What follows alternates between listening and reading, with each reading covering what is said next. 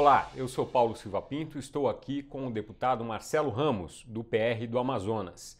Ele foi eleito presidente da Comissão Especial da Reforma da Previdência. Deputado, muito obrigado pela presença. O senhor é muito bem-vindo aqui ao Poder 360 para esta entrevista. Olá, Paulo. Obrigado pelo convite. Uma alegria estar aqui. Acho que a imprensa tem um papel fundamental na democracia e mais ainda num tema tão sensível como esse, que precisa de tanto esclarecimento para o povo brasileiro. É possível contar com a aprovação da reforma no plenário da Câmara ainda no primeiro semestre? Olha lá, esse é o esforço do deputado Rodrigo Maia. Esse é o esforço dele, é o meu. Ele me delegou uma missão de coordenar os trabalhos da reforma da Previdência na comissão especial e eu farei todo o planejamento com a ideia de concluir em junho. Claro que existem fatores que independem da minha vontade. E o principal fator definidor, se é possível ou não, é o governo ter voto suficiente para aprovar a matéria. A minha função é garantir a estabilidade necessária, garantir o diálogo necessário, garantir a moderação necessária para que a matéria seja colocada em pauta.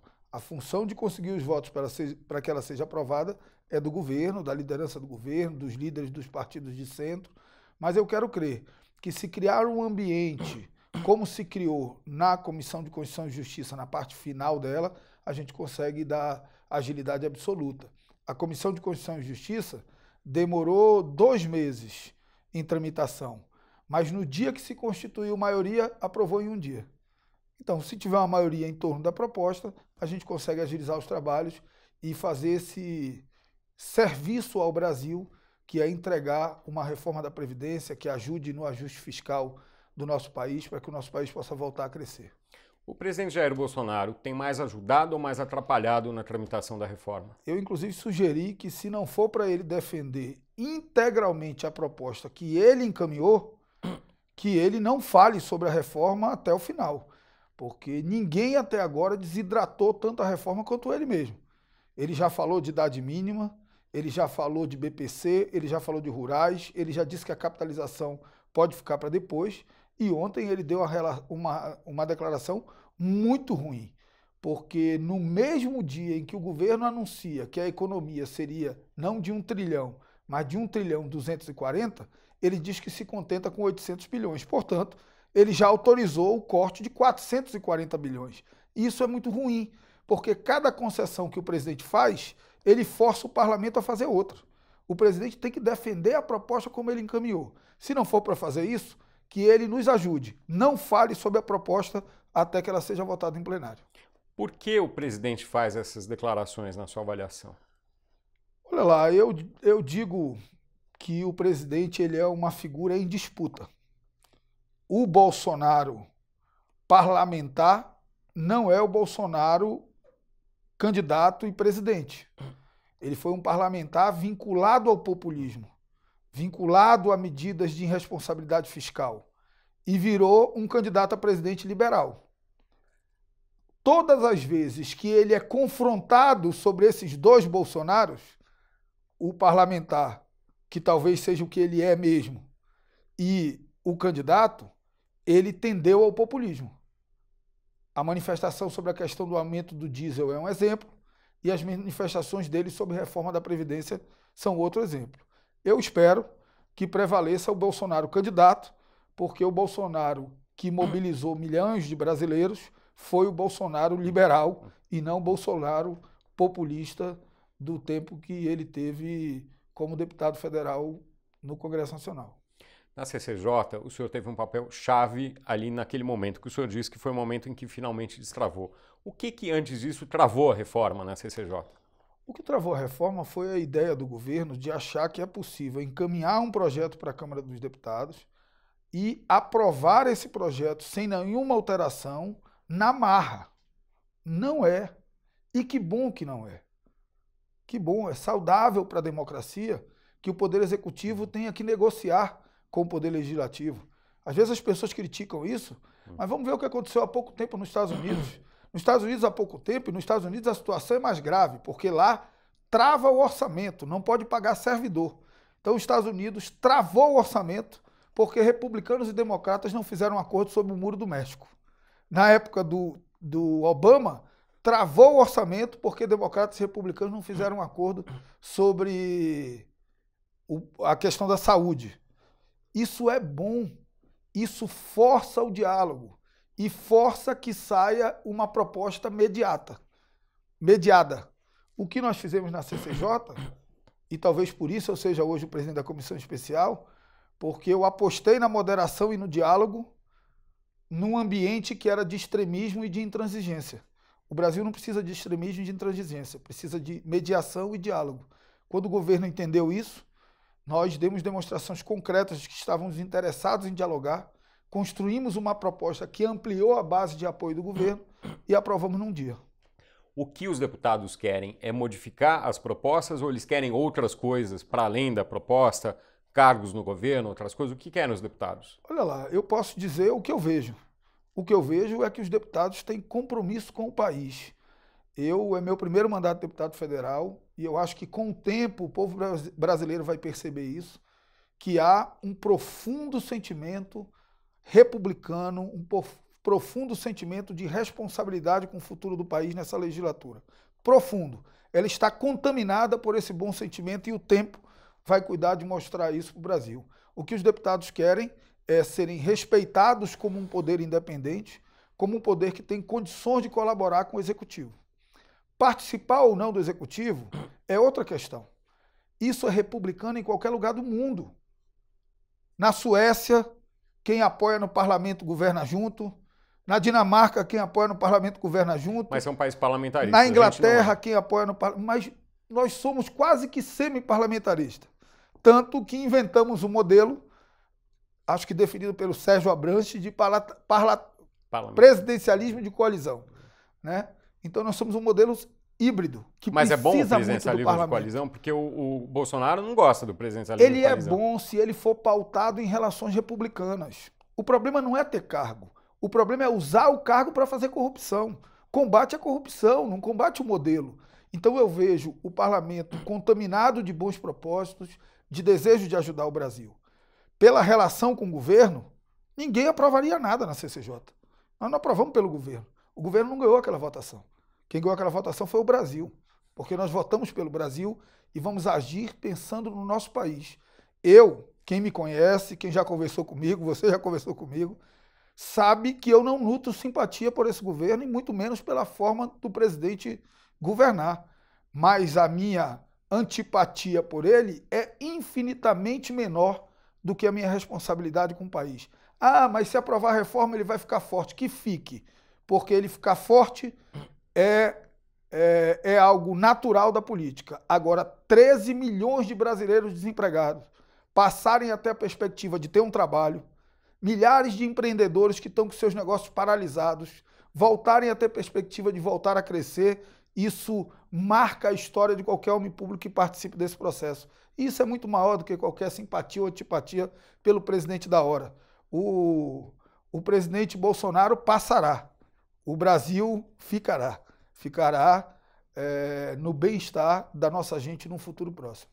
O senhor, como integrante da CCJ, fez discurso com algumas críticas à proposta do governo. Sim. Isso pode atrapalhar a sua atuação como presidente da comissão agora? Olha lá, eu preciso entender qual é o papel que eu vou cumprir daqui em diante. Eu não posso mais ser o ativista de causas contra a reforma da Previdência, o ativista de mudanças na reforma da Previdência. Eu tenho as minhas convicções. Eu acho que é errado a aplicação automática das regras da reforma do regime geral dos servidores públicos, do regime próprio dos servidores públicos federais para os estaduais e os municipais.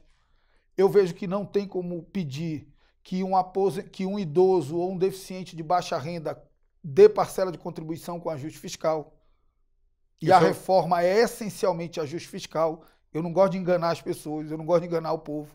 Eu preciso enfrentar uma incompreensão na certeza de que o futuro mostrará que nós temos razão, do que falsear a verdade. Quem diz que a reforma, Claro. Quem diz que a reforma é só para combater privilégio, não fala a verdade para o povo brasileiro. A reforma é para fazer ajuste fiscal. Ela também combate privilégios, mas ela também pede uma parcela de sacrifício de médios e de pequenos. Parcela de sacrifício de médios e pequenos que têm renda para que 50 milhões de brasileiros que não têm renda nenhuma possam ter alguma renda no futuro. E quando eu falo 50 milhões, eu falo desempregados, inativos, que são os que desistiram de procurar emprego, e aqueles trabalhadores informais que ganham menos de um salário mínimo. O meu papel como presidente não me permite ser um ativista disso. Eu serei o moderador, eu serei o magistrado desse processo. No momento certo, manifestarei o meu voto, mas não serei eu o ativista de causas de mudança na proposta. O senhor, em algum momento, influenciará o relator no sentido de ir para o lado dessas suas convicções? Olha, eu fiquei feliz com a nomeação do deputado Samuel, um deputado muito experiente, muito mais experiente do que eu, inclusive. Foi presidente da Assembleia Legislativa de São Paulo, ocupou cargos importantes em São Paulo, é o profundo conhecedor da matéria, porque já demonstrou isso durante a Comissão de Constituição e Justiça. Obviamente que nós dialogaremos, mas a responsabilidade pelo relatório é dele. Claro que ouvi das lideranças, ouvi dos demais membros da comissão, e eu confio muito no trabalho do deputado Samuel. A falta de uma estimativa para a implantação do regime de capitalização prejudica, de alguma maneira, a aprovação da reforma, o senhor acha? Não só ela prejudica, mas também prejudica o presidente ter declarado que capitalização pode ficar para depois. Quando ele declarou isso, ele praticamente inviabilizou a ideia da capitalização. Então, você não ter números do que significará para o regime geral uma mudança para a capitalização, porque não é quanto vai arrecadar na capitalização, é o que vai ficar de buraco no regime geral, de você tirar todos os contribuintes do regime geral, mas deixar um passivo de aposentados que já estão lá. Ninguém sabe qual é essa conta. Essa conta talvez inviabilize qualquer ideia de capitalização, mas ninguém sabe qual é essa conta. Eu espero que o Ministério apresente durante o processo de debate na comissão especial. Eu, sinceramente, acho que nós deveríamos experimentar, nesse momento, um modelo transitório, que é você ter um sistema de repartição e solidário que garanta uma renda básica e a capitalização como um regime complementar. Algo parecido com o que foi feito em 2003 para os servidores públicos, com a diferença que em 2003 você criou uma regra de capitalização com um fundo público. E eu não tenho preconceito com isso. Eu acho que se o fundo vai ser público ou vai ser privado, é uma questão de quem está guardando o seu dinheiro. O cara vai guardar a quem der maior rendimento para ele. E é bom que o mercado resolva isso. Houve um aumento nos números do governo, na estimativa de economia com a reforma nos próximos 10 anos. O senhor acha que isso atrapalha, de alguma maneira, a avaliação da reforma por parte dos deputados? Eu acho que ajuda. Eu acho que ajuda, porque se você fizer a conta retirando, eu estava fazendo essa conta agora, se você fizer a conta retirando BPC, trabalhadores rurais e abono do PIS, ainda fica, e professores, ainda fica bem acima dos 800 bilhões que o presidente falou ontem. Quer dizer, se só tirar isso, tá bom. Entendi.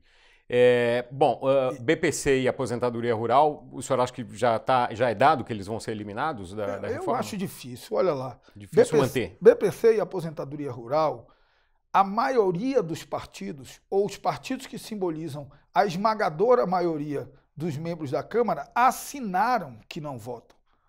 Seria uma desmoralização muito grande aqueles partidos que fizeram o manifesto, assinaram o manifesto, deram uma coletiva em torno do manifesto, dizer não, que agora não deixa, mexe, deixa como está. Então eu não vejo como os partidos recuariam de um compromisso que fizeram com o povo brasileiro.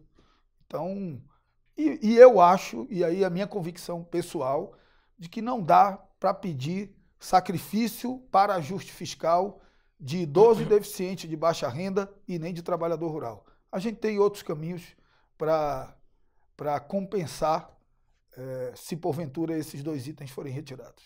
Mas não é só isso, né? Que outros pontos o senhor acha que devem enfrentar mais resistência na tramitação da reforma? Acho que vai ser polêmica idade mínima, até porque o presidente mais uma vez deu uma declaração que atrapalha, sugeriu reduzir a idade mínima. Acho que vai ser polêmica as regras de transição. Reduzir, tá. Acho que vai ser polêmica as regras de transição, que vão ser muito duras, são muito duras, e as corporações estão começando a agir, elas estavam muito paradas, as corporações de servidores públicos, então acho que isso vai ser bastante polêmico. E também vai ser bastante polêmico esse debate sobre a aplicação das regras em estados e municípios. Eu, inclusive, vou sugerir que a gente faça uma audiência pública com os governadores. Os governadores precisam dizer se eles querem ou se eles não querem reforma da Previdência. Porque nos estados deles, eles dizem que não querem, mas querem que a gente aprove para eles não arcarem com esse ônus de discutir nas assembleias. Eu acho que esse item tem um problema jurídico. Eu entendo que tirar a autonomia dos estados e municípios de decidir as regras dos seus regimes próprios fere uma cláusula pétrea prevista no artigo 60, parágrafo 4º, inciso 1 da Constituição, que é o sistema federativo. Não há sistema federativo sem autonomia federativa. Um ente federativo não pode retirar uma parte da autonomia de outro. E eu entendo que essa decisão retiraria. Eu preferiria um modelo como estava previsto na reforma do presidente Temer, que é você criar um mecanismo em que a Câmara Federal, o Congresso Nacional aprova e os estados, por meio das suas assembleias legislativas, têm aí 6 meses ou 1 ano para validar ou não as novas alterações. Eu acho que esse seria um caminho de mediação. O projeto de reforma dos militares que corre em paralelo atrapalham? Não tão em paralelo, né? Porque a reforma andou e o dos militares parou. Sim, mas eu quero dizer, é um projeto separado, né? Sim. Então são percursos paralelos em velocidades distintas. O senhor acha que o fato de existir uma reforma separada para os militares, ela ajuda ou atrapalha esta aqui, a principal? Eu acho que atrapalha. Eu acho que todo mundo tem alguma justificativa para que a reforma só seja feita na casa do vizinho. Todo mundo. O militar é porque ele tem que morar fora. O policial é porque corre risco de pegar tiro. O médico é porque é insalubre. O trabalhador rural, todo mundo tem. Ou seja, deveria juntar tudo. Uma justificativa. Deveria juntar tudo. Não tem justificativa nenhuma para os militares ter uma proposta de previdência separada e, mais grave ainda, misturada com uma regra de valorização salarial. Porque, na verdade, descontou 90 e aumentou 80. Estamos falando de 10 bilhões só de economia na questão da previdência dos militares. Então, acho que foi um erro, mas não é por isso que nós vamos negar ao Brasil a chance de voltar a crescer. Havia uma expectativa muito grande em relação aos números, ao detalhamento dos números da reforma, e eles vieram. O senhor acha que isso vai ajudar? Os deputados estão satisfeitos com os números apresentados? Foi apresentado um relatório circunstanciado primeiro, e pelo que eu entendi ontem minha vida entrou num turbilhão, mas pelo que eu entendi ontem, o governo apresentou alguns números mais detalhados. A minha sugestão, terça-feira à tarde eu converso com a equipe do Ministério da Economia, a minha sugestão é que as primeiras audiências públicas sejam com o ministro Paulo Guedes e com o secretário Rogério Marinho. Várias audiências. Um para o enfrentamento do debate político, conceitual da proposta, e o outro para o enfrentamento dos números. Eu acho que nós temos que tirar esse discurso da oposição. Não tem os números. Até porque ser opaco é coisa da velha política. Da nova política é ser transparente. O governo precisa ser absolutamente transparente. Portanto, a exigência para que o governo apresente os números não é mais da oposição. É uma exigência da presidência da comissão e eu tenho certeza que o governo vai ser sensível para isso. Se a gente, na primeira semana, já ouviu o ministro Paulo Guedes, já ouvi o secretário Rogério com todos os números, a gente ultrapassa uma etapa. Acho que devemos ouvir os governadores, é importante, até para que eles deixem de público o que eles querem da reforma. E acho que nós temos que abrir um espaço no processo de diálogo para ouvir as corporações, para ouvir os representantes de servidores públicos, que são fortemente impactados nessa reforma e merecem ser ouvidos. Como presidente, como é que o senhor vai enfrentar ou vai lidar com a obstrução da oposição? Com o regimento interno. Eu conversei ontem com os líderes da oposição, eu fiquei feliz porque eu fui para a comissão, não com apoio, mas com um gesto de simpatia público dito ao presidente do PCdoB, do PT e do PSB, justamente por um discurso de moderação, de respeito ao diálogo e tudo mais. Então eu disse a eles que vou enfrentar a obstrução nos estritos limites do regimento. Obstruir no regimento terá todo respeito. Tentar obstruir fora do regimento não vão conseguir. E deixei claro a eles o seguinte, que o mesmo regimento que dá o direito à obstrução, ele determina que o projeto seja votado. Então, se alguém acha que vai fazer da obstrução um instrumento de impedir que chegue à etapa de votar o projeto, pode tirar essa ideia da cabeça, porque não vai. Faltou essa compreensão em algum momento ao presidente Franceschini? Não, pelo contrário, o presidente Franceschini teve uma conduta exemplar, porque nós precisamos considerar que o presidente Franceschini agiu num ambiente em que o governo não tinha maioria para aprovar a proposta. O tempo não foi dele, ele ajudou muito. Inclusive, estou feliz que ele é membro da comissão especial e ele vai ser certamente uma fonte de me ajudar na administração dessa fase tão difícil, mas também tão importante para o país. A minha avaliação é que a condução do presidente Franceschini foi exemplar. Sem ele, o governo teria tido sérios problemas. O senhor já foi do PCdoB. Isso ajuda no diálogo com a oposição? Acho que ajuda por ter o respeito deles, ajuda por entender a lógica política de resistência, que é natural, que é democrática, que ainda bem que existe, né? Eu não entendo as falas deles como provocações, eu entendo como uma forma diferente de olhar o mundo e que precisa ser respeitada. Então, acho que isso vai contribuir no processo de diálogo e tem contribuído. Hoje o senhor está no PR, o que mudou de lá para cá, da sua fase do PCdoB para essa fase em que o senhor é um deputado do PR? Eu não nego a minha história, eu não tenho vergonha de ter sido do PCdoB, eu tenho orgulho de ter sido do PCdoB, de ter sido do PSB. Essa minha trajetória guardou no meu coração um espírito humanista muito forte, e eu acho que o político não pode perder isso. Essa trajetória deixou no meu coração uma intransigência com intolerância, uma inteligência com desrespeito a liberdades democráticas, a liberdades individuais. Agora, do ponto de vista do pensamento econômico, o meu rompimento não foi um rompimento só por uma questão eleitoral. Eu deixei de pensar a economia e o mundo como eu pensava quando estava lá. Hoje eu sou um liberal, uma pessoa que pensa que existem alguns valores que não cabem dentro da caixa de direita e esquerda, existem alguns valores civilizatórios que nós procuramos, ainda que com as diferenças de ver o mundo, nos unir em torno deles, né? Porque, vamos lá, o direito à liberdade, o direito à democracia, o direito a ter um trabalho, o direito a comer, isso é uma bandeira da esquerda ou da direita? Isso é uma bandeira civilizatória. Se alguém está fazendo política sem partir da premissa de respeito a esses 4 direitos, deveria estar fazendo outra coisa. Então, acho que nós temos divergência em como nós vamos chegar aqui, mas nós nos unimos pelo objetivo de servir ao país.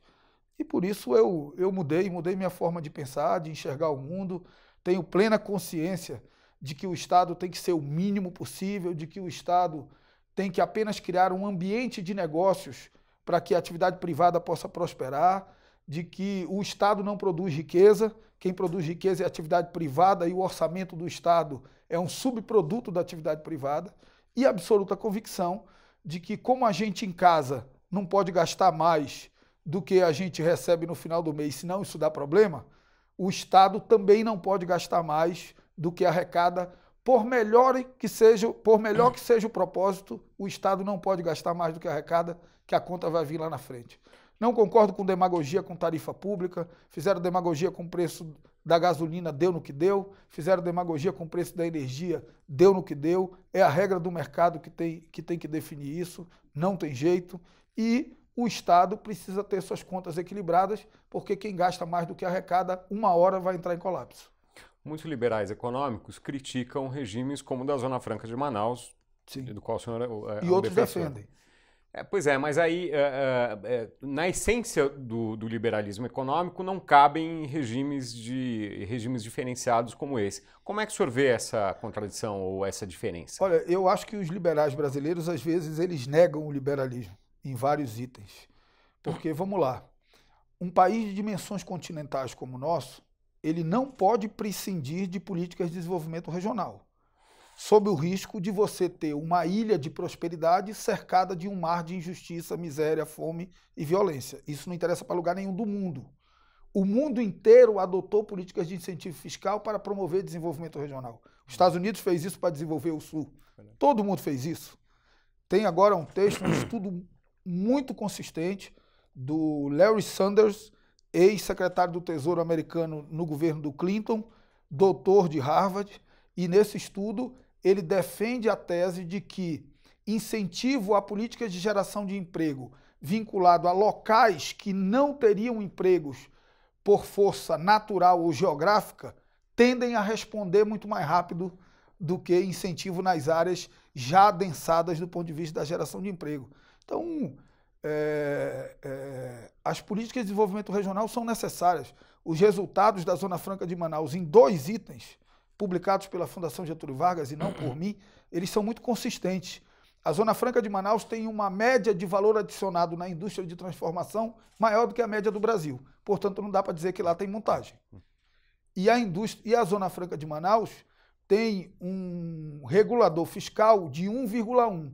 Portanto, a cada R$1 que você renuncia na Zona Franca, volta 1,10 para a população, enquanto a média no Brasil é abaixo de 0,5. Então, não dá para dizer que o que gasta lá não volta para a população.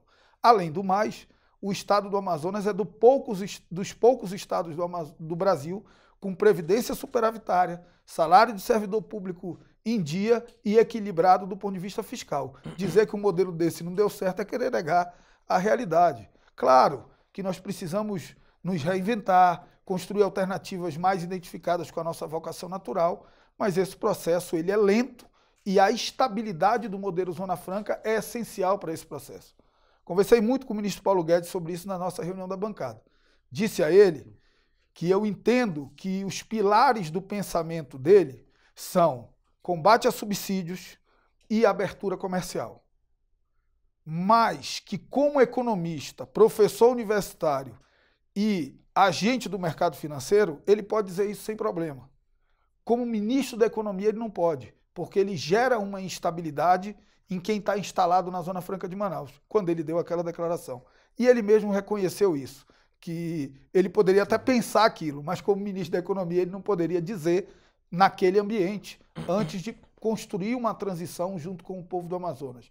Nós não estamos falando de floresta, nós não estamos falando de rio, poderíamos falar disso, mas eu estou falando aqui de 3 milhões de brasileiros, 3 milhões de brasileiros, que sem o modelo Zona Franca teriam como alternativa a fome, a miséria, a falta de oportunidade, a violência ou a devastação absoluta da floresta para produzir madeira, extrair minério, atingir terras indígenas para dali tirar riqueza e fazer agricultura, plantar grãos.